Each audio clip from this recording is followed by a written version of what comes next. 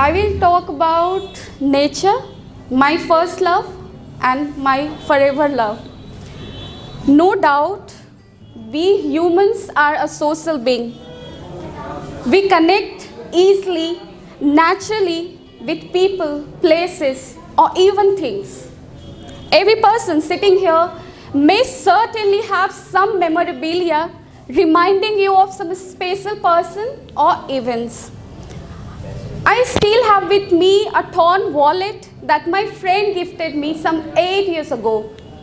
The diary that I wrote in standard 7 and 8 is kept safe in locker where I keep my certificate.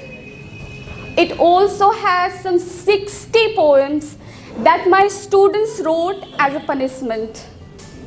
I have forgotten the title of book that I read for straight 6 semesters, but I vividly remember the duck pond, tea huts, and cemented chairs inside college campus where we used to sit and talk for hours. No denying that we get nostalgic about old days, old friends, school, college, university. But I wonder, why don't we get nostalgic about old earth? Earth that was more healthy, more green, and more good for our lungs. Why don't we take some time and think about the differences in appearance of earth at the time we were born and now?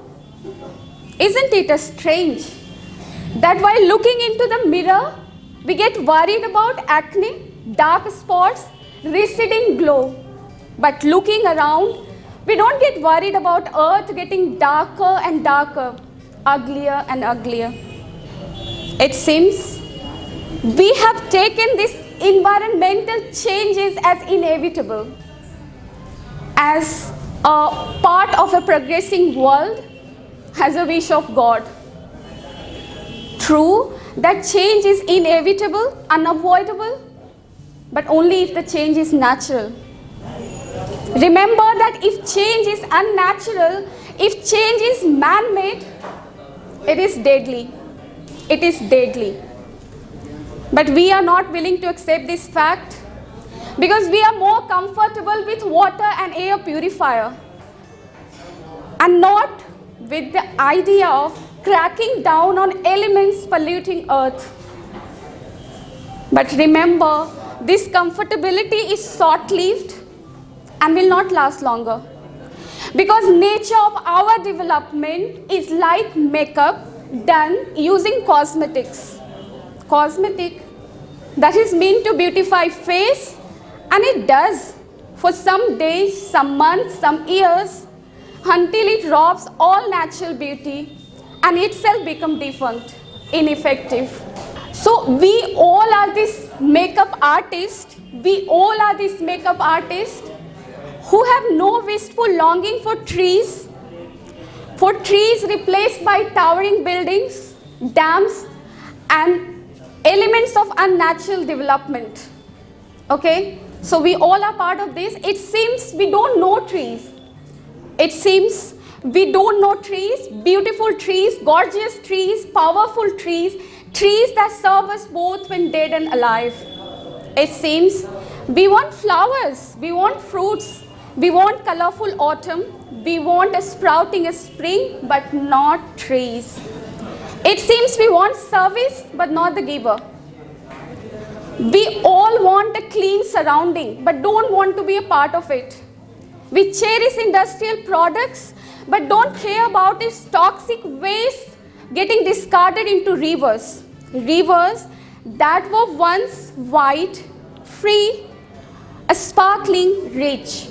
And now it is narrow, dark, littered with man-made wastes. Okay? So we all are part of this actually. We all are part of this. Some rivers lost their identity, looking more like a drain. Some disappeared. Some are still surviving for the same fate, and only a few are thriving in the arm of forest. Forest that is at the gunpoint of hungry development. In last 30 years, We have grazed 420 million hectares of forest.